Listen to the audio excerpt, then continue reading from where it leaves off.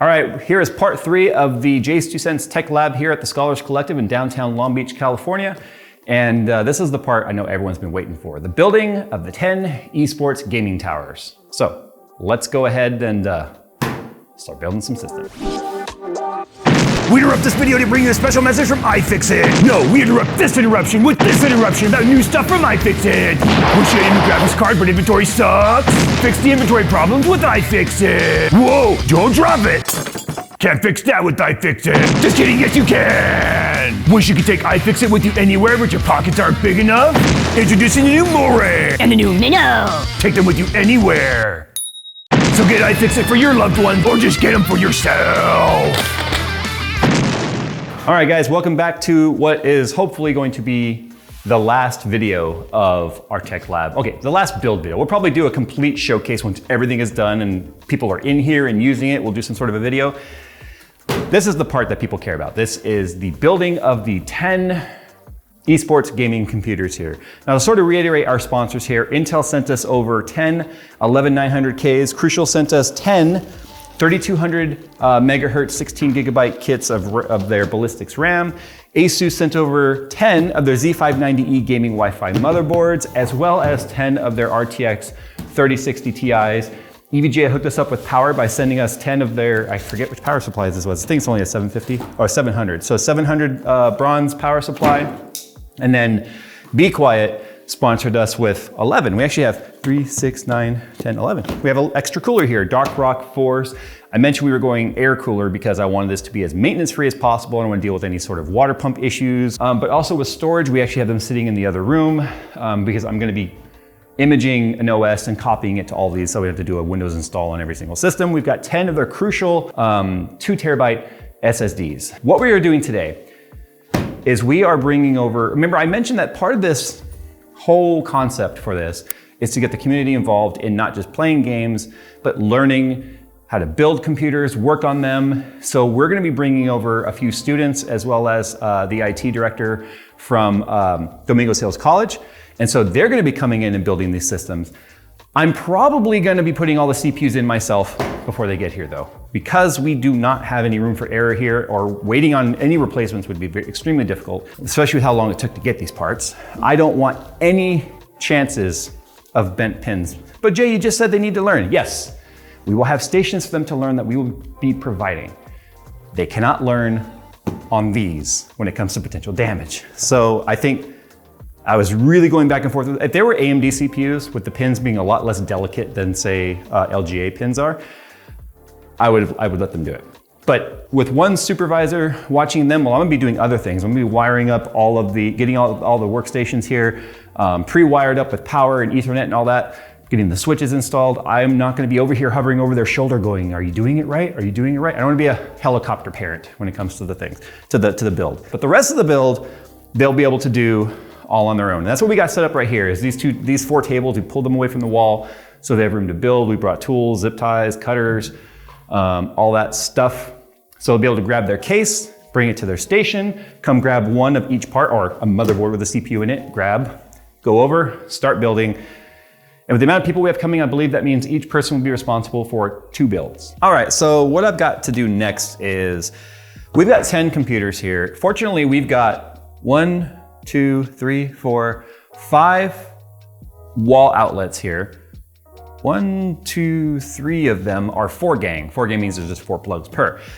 Because this used to be a school, there used to be a lot of computers and stuff down here. So this used to be a college actually down here. And so each one of those are gonna be on a different circuit, which is nice, which means we can have 10 computers running here without popping any breakers. Sure, they might only be pulling 300-400 watts at load with the hardware that they have, but you do that times 10, that's more than 3,000 amps, or 3,000, wow.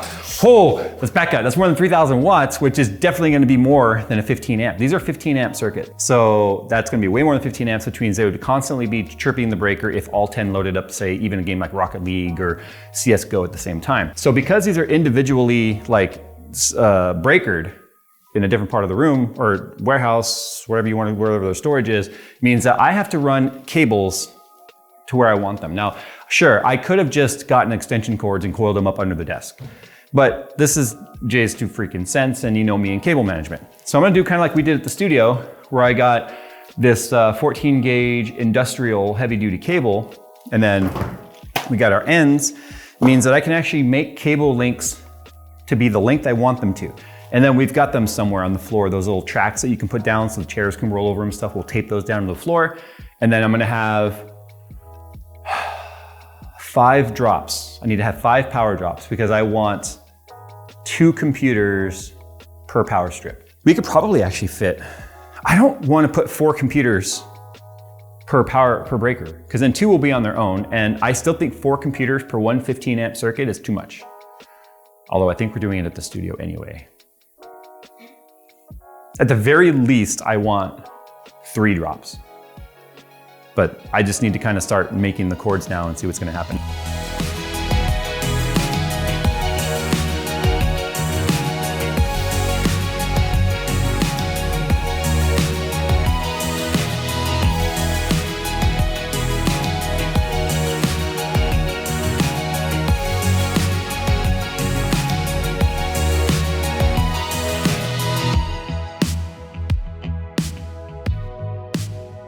All right, so under the table here, we've got the power strip powered up right here. This is gonna power at least 2 systems, maybe 3. I've gotta do this 2 or 3 more times underneath this desk. You wanna talk about cable management, like difficulty. It's hard enough when you do 1 setup, but you're trying to account for 4 for 1 bundle of wires and stuff. It sort of gets a little bit cluttered under here, especially when the desks have no built-in cable management. You know, in hindsight, I knew these desks were here and didn't have it. I could have ordered under table trays that I could have mounted under here, which would have made things a lot easier. But you guys know I don't like to do things the easy way. I like to do it my way. So we're gonna go ahead and just get this all wired up. We've got the Comtech guys starting to show up now. So the builds will be starting here pretty soon while I'm working on this. I've got to image the OSs on the M.2s. That way those can just go in without having to be installed, and things are about to really start getting moving fast. So rather than bore you guys with the under the desk stuff, I'll let Phil B-roll their builds, and then we'll see how far we get today.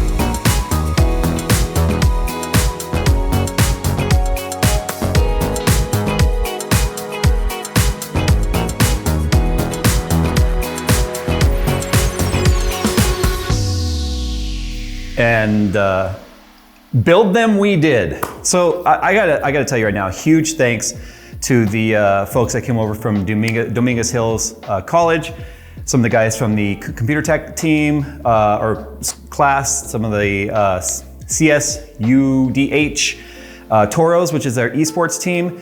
They came and helped out here. They're gonna be helping us run tournaments and stuff. Remember I said in the very first video, one of the things we wanna do with this lab is teach kids how to be a successful esports team with positive attitude. So many esports teams are full of toxicity. And what their goal which is why it aligned perfectly with this enrichment center, is the fact that they're gonna teach kids from a young age how to work as a team, how to be dynamic, and how to just not be like typical esports teams that you find out there that are very narcissistic and very toxic. Not something that I've been a fan of, but I'm a fan of that ideology, and hopefully it's gonna play out. So we've got 10 identical systems here. And they actually all look very, very similar. Some of them have slightly different cable management, slightly different routings, but at the end of the day, all the fans work, everything works. And I even told them, I said, I will be shocked if we get 10 systems that boot without a problem. All 10 worked without any problems. We did have 2 that were kind of finicky. Turns out one, it didn't like the M.2 being in the top slot in the motherboard, so we moved it down to the bottom slot, worked fine. All of these systems were in the bottom slot. That's the one that they didn't put in the bottom slot, and that reared its ugly head. Not a problem with the builder, just something to do with the configuration of the motherboard. Second, one of the systems I personally took back apart and was trying to figure out what was happening with that system because it wouldn't post. The DisplayPort cable in the back of the monitor wasn't plugged in all the way. So I lost about 15, 20 minutes with that. But at the end of the day, everything works. Everything's cable managed. I got both Ethernet switches. So what I spent most of the day doing, and I built one system, Jace2Sense number 1, this one right here. So they're all numbered 1 through 10. I built this system, took me about 40 minutes, we timed it. But I spent the entire day, other than that one build, underneath these 10 desks, clamping them together because I wanted them all to be like one big sturdy setup. So I clamped them all together, got all the wires run. Remember, for each one of these, I've got a monitor that needed power. I got a tower that needed power. I've got the Ethernet switches that needed power, and they all had to be run, and none of these desks had cable management, but I happened to do it without any cables running down. Everything's accessible, everything is tidy, like wrapped, so that if anything needs to be changed, although it's still somewhat spaghetti under there, we could still be able to do it without too much of a problem. So there's one more video coming for this. I know I said this was hopefully gonna be the last video, but it's not. We still have the makerspace we have to do. I've got to set up the Jace2Sense tech hands-on area where I'm gonna bring components that people can, plug in motherboards and CPUs, and something just updated behind me apparently because they're all on the internet now. So we've got a lot of stuff to still do over here. We've got the makerspace with the 3D printers. We've got some lounge stuff we want to bring in here, some couches and stuff. We got the projector on the wall we're going to do. We've got more lighting we want to do. And in fact, turning off the lighting, this is probably going to turn into a noisy mess, but already looks like a LAN center if you ask me, with all the I love the fact that it's just RGB discoing. We're going to leave it that way. Because let's face it, even if we set up all the RGB the way we want, at some point something's going to update and break and then go back to RGB anyway. So we're just going to leave it that way. But I've got to tell you right now, a huge thank you to all of our sponsors. We've got them all listed right here. This project would have absolutely not been possible without their help. Not just because of the cost, but also the availability. And the fact that the sponsors believed in this as much as we believed in it tells us that we are building a great community, not only with the manufacturers, but with our viewers, to allow us to do this type of awesome stuff. So we got to get games installed on here, updates, all this stuff that's not going to be a part of today's video because we were already here 10 hours and it's time to leave. So thanks for watching, guys. Comment down below how you guys feel about this kind of project. I've had some people reach out going, I want to donate to this. And right now, no one's set up to take donations and stuff. However, we are talking about early talks about setting up Jace2Sense scholarship for kids to be able to come here, get access to the tech lab, get access to the enrichment center, as well as college students as well. So we're going to be doing what we can to continue to grow this idea into something bigger than even this space is right now. Thanks for watching, guys. Hope you've enjoyed this video. We'll see you in the next one.